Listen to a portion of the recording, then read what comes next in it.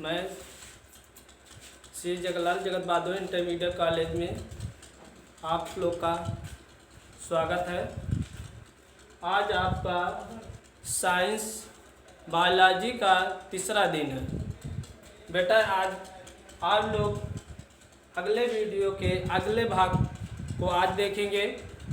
देखो बेटा, मैं अनिल सर आपको साइंस लेके आ रहा हूँ। विज्ञान परिभाषा मैं बताया था। विज्ञान क्या है? विशेष ज्ञान ही विज्ञान कहलाता है। जैसे आपने जानते हैं विज्ञान का खोज आपने पहले ही बता दिया गया था। कौन है?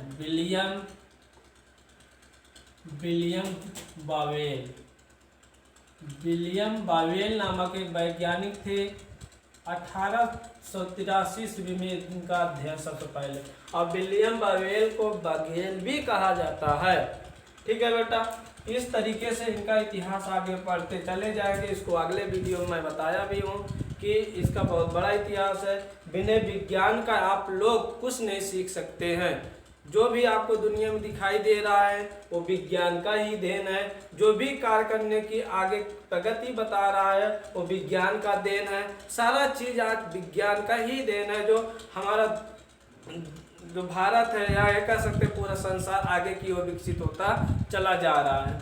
तो हम विज्ञान को देखें तो विज्ञान को मुख्यतः दो भागों में विभाजित कर देते हैं। पहला बेटा जो पहला प्राकृतिक विज्ञान, दूसरा होता है सामाजिक विज्ञान।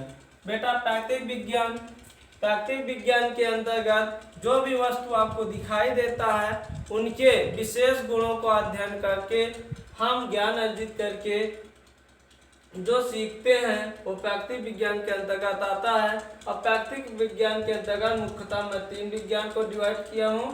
पहला है आपका है बेटा जीव विज्ञान, दूसरा है भौतिक विज्ञान, तीसरा क्या है? रसायन विज्ञान। ठीक है बेटा, तो हम आप देखते हैं। देखो बेटा, आप बहुत गौर सुनिएगा तो बहुत लंबा चैप्टर बन रहा है।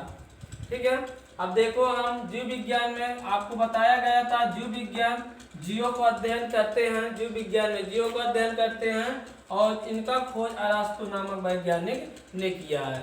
ठीक है, भौतिक विज्ञान में आपको जो होता है प्रकाश, लाइट आदि निजी वस्तुओं को अध्ययन किया जाता है जो मानव के द्वारा बनाई जाती है।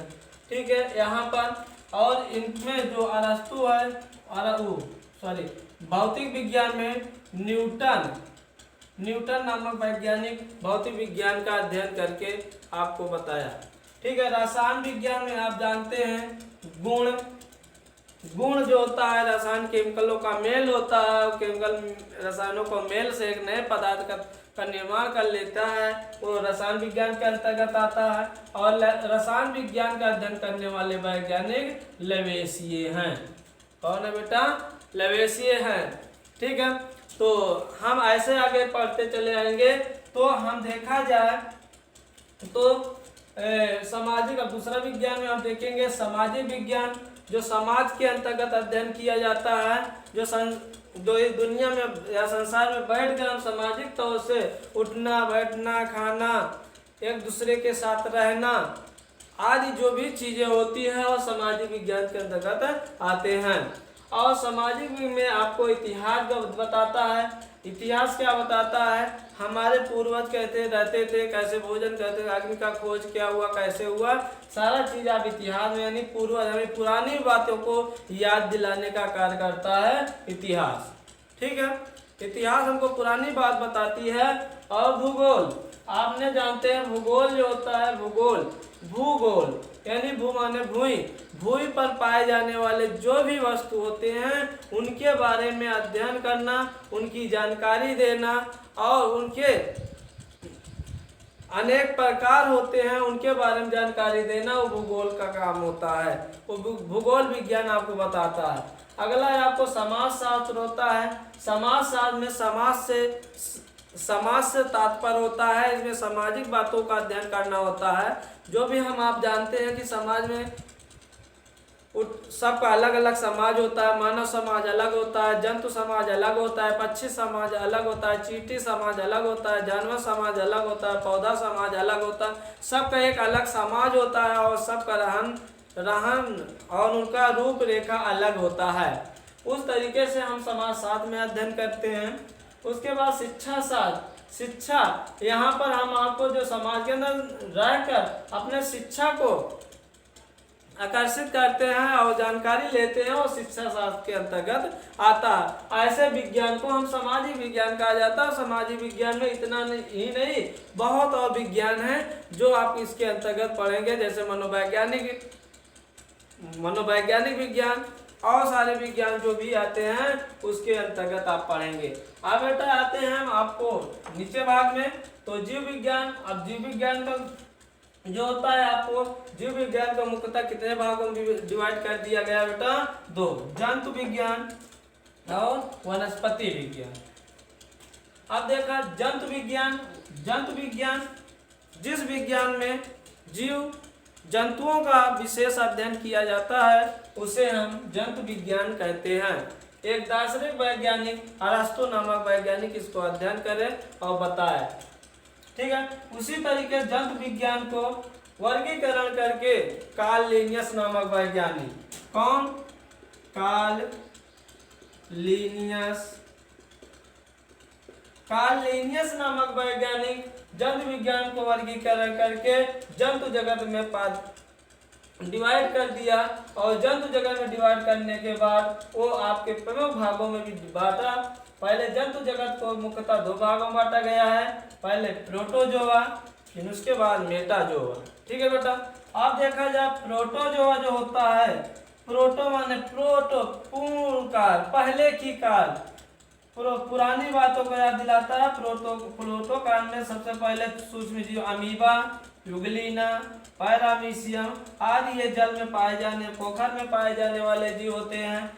ये नग्न अवस्था में पाए जाते हैं कि शरीर चिपचिपा होता है, ठीक है, और एक कोशिकीय जीव कहलाते हैं। ये सबसे पहले सबसे सूक्ष्म जीव होती है, जो आप जानते हैं कि अमीबा की लंबाई आपको 0.1 mm का होता है और ये आपको जल में पाए जाते हैं, ठीक है।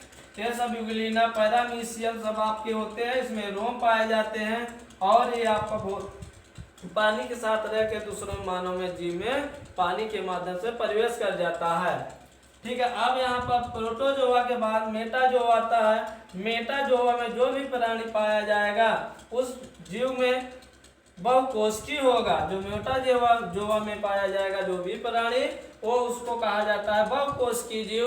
और बहुकोशिकीय जीव होता है जैसे एक या एक से अधिक छिद्र या कोशिका से निर्मित आकार क्या होता है? बहुकोशिका कहलाता है।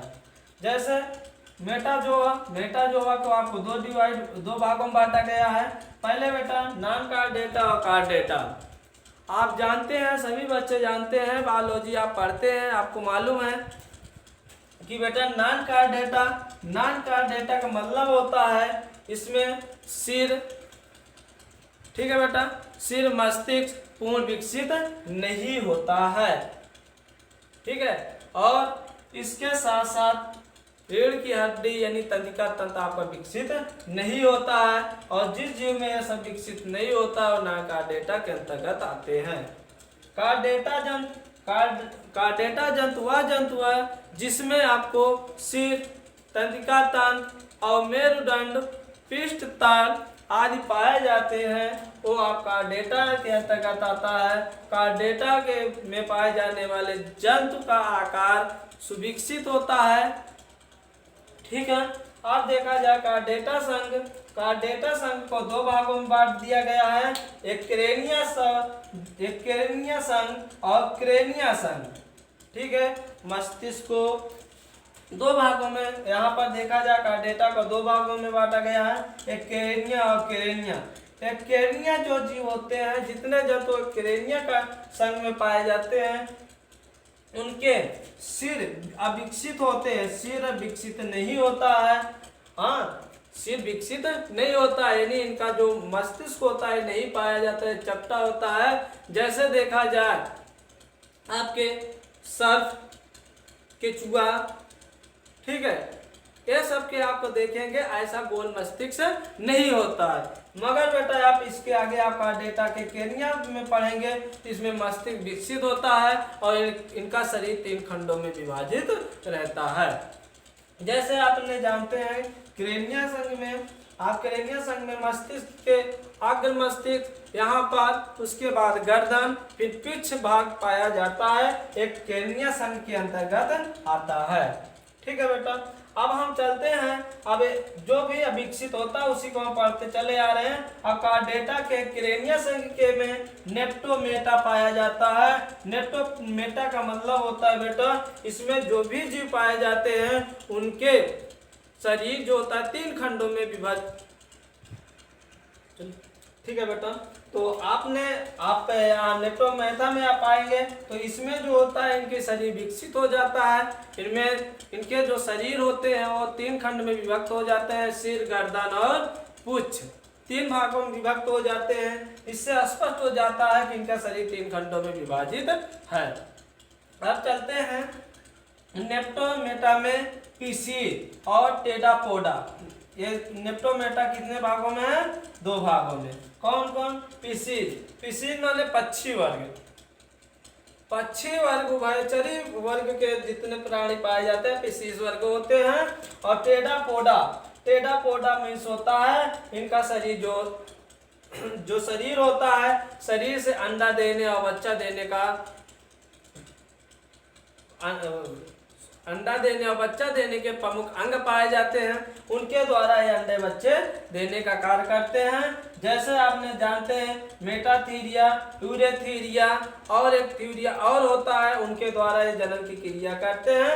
ऐसे विकसित होते इनके क्रम बनते हुए वर्गीकृत होते हुए काइनोडर्मेटा में बदलते हुए चला जाएगा। तो पक्षी वर्ग, एनिलिडा वर्ग, एकाइनोडर्मेटा वर्ग बहुत सारे संघों में विभक्त हो जाएगा। और उसी को आपको एक एक आगे ऐसे पढ़ते चले जाएंगे तो इसका अलग अलग हेडिंग, अलग अलग पेटकल, अलग अलग बुकों में पढ़ना होगा आप लोग का। बेटा अब आते हैं इसके जंतु विज्ञान के 2 भाग का। पहले अभी जंतु विज्ञान को पढ़ रहे थे पूरा, अब यहाँ पर जो जंतु विज्ञान ये पढ़ते हैं बेटा, इसी के आगे आप और चलेंगे। जंतु विज्ञान जैसे मस्तिष्क मानव से संबंधित हो, मानव के प्रमुख अंगों के द्वारा आपको होगा। इसको अगले दिन मैं खुद बोल के बताऊंगा, एक एक फिगर बताऊंगा। बस ये बेसिक है विज्ञान का, पहला शुरुआती है, इसलिए मैं इसको आपको डिटेल में न करके वर्गीकरण करके बता रहा हूँ। बाकी एक एक करके मस्तिष्क पूरे शरीर के प्रमुख अंगों को पढ़ना है आपको, और अच्छे से पढ़ना है आपको। हमको विश्वास है आप लोग को 100% आज जितना पढ़ाया जाएगा वो आप कंठस्थ कर लेंगे और आपका तैयार भी हो जाएगा, क्योंकि हमें विश्वास है। अब आते हैं दूसरा में वनस्पति विज्ञान। आप जानते हैं कि वनस्पति जो होता है, वन का अध्ययन किया जाता है। यहाँ पर वनस्पति का खोज जो किया है, यानी इसका अध्ययन करने वाले वैज्ञानिक जो है थियोफ्रास्टस नामक वैज्ञानिक है। कौन है? थियोफ्रास्टस नामक वैज्ञानिक हैं, जो आपके वनस्पति विज्ञान का अध्ययन करके आपको बताया। मैं जानते हैं कि इस वातावरण में 3 प्रकार के पौधे पाए जाते हैं वनस्पति में, जैसे शाकी पौधा,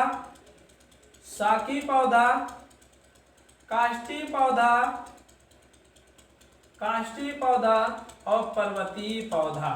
ठीक है, इस तरीके से पौधों का अध्ययन करेंगे तो आपको काष्ठी पौधा, शाकी पौधा, पर्वतीय पौधा पाए जाएंगे। और शाकी पौधे के विभिन्न भाग हो जाएंगे, काष्ठी पौधे के विभिन्न भाग पाए जाएंगे, पर्वतीय पौधों के विभिन्न भाग पाए जाएंगे। ठीक है, इस तरीके से बेटा पौधों के विभिन्न भागे हैं, मगर उसको आप डिटेल में पढ़ेंगे। ऐसे आपको क्लास चलता रहेगा बेटा। आप डेली का डेली आप अपना व्हाट्सएप या यूट्यूब खोलिए और सर्च करिए श्री जगलाल जगत बहादुर इंटरमीडिएट कॉलेज, तो आपका हमारी वीडियो तुरंत आएगी। आप डेली आप 9 से 12 के बीच में वीडियो को पढ़ेंगे बायोलॉजी। ठीक है बेटा, लाइक हो गए, आप पसंद करेंगे, हमको पूरा विश्वास है। अब आगे चलते हैं वनस्पति जगत। आपने जानते हैं सर्वप्रथम वनस्पति जगत का वर्गीकरण करने वाले वैज्ञानिक कौन है? तो आप बताएंगे ओस्वाल्ड टिपो नामक वैज्ञानिक है। सबसे पहले वनस्पति जगत को विभाजित किया है। अब विभाजित करके दो भागों में विभक्त कर दिया है। आप पुष्पोद्भिद पादप और पुष्पोद्भिद पादप। तो आप पुष्पोद्भिद भी मतलब होता है इसमें आप पुष्प नहीं लगता है और इसमें जड़ तना पत्ती पूर्ण विकसित नहीं होता है। ठीक है, इसमें जो होता है आपका पुष्पोद्भिद में, इसमें जड़ तना पत्ती आप विकसित होता है और इसमें पुष्प पाए जाते हैं। अब आगे देखेंगे कि जो आपका पुष्पीय पौधा होता है, आप पुष्पीय पौधा में देखेंगे थाइलोफाइटा, ब्रायोफाइटा, टेट्रोफाइटा, जिम्नोस्पर्म पौधा। इस तरीके से पौधा आप पढ़ेंगे।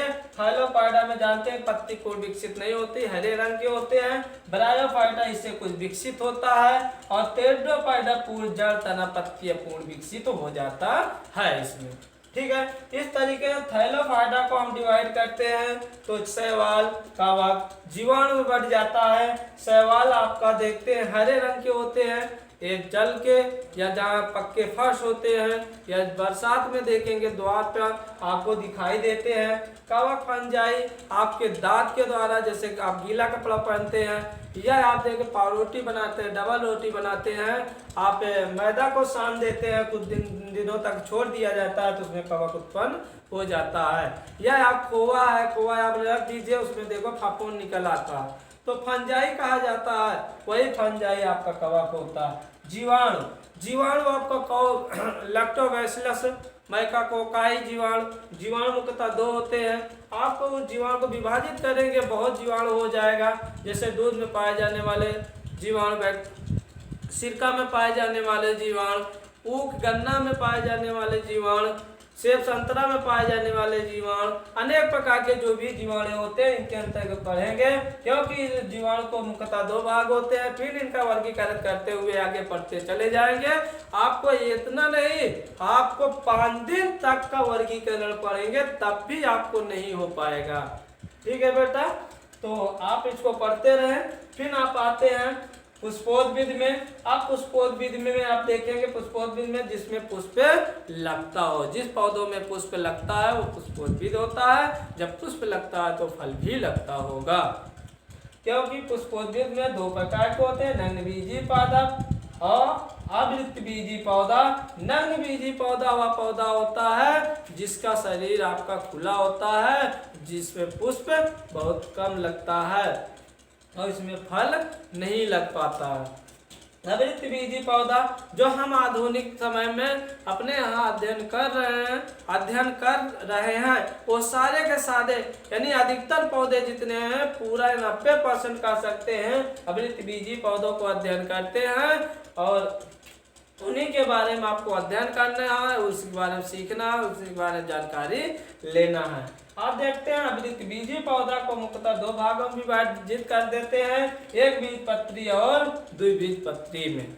आप जानते हैं एक बीजपत्री एक जिस पुष्प या बीज में एक ही पत्र पाया जाता है उसे हम एक बीजपत्री कहते हैं। जैसे आपने जानते हैं कि गेहूं ठीक है एक बीजपत्री है, ठीक है, और धान एक बीजपत्री है, ठीक है, मक्का एक बीजपत्री है, आदि ऐसे तरीके से एक बीजपत्री होते हैं। जब यहाँ पर बीज लगाए जाते हैं तो उसमें एक ही बीज होता है, एक ही पौधा होता है, निकलता है और पौधा बना लेता है।